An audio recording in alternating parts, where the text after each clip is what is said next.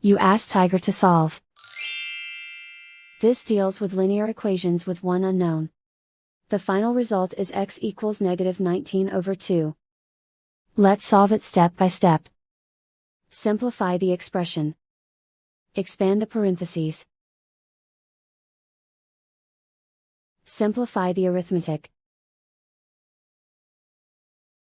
Group all x terms on the left side of the equation. Subtract 3x from both sides. Group like terms. Simplify the arithmetic. Group like terms.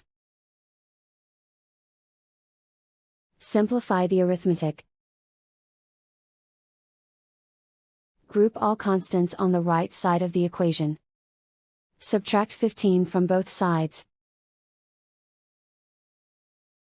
Simplify the arithmetic.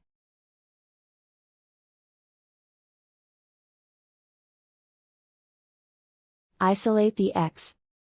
Divide both sides by 2.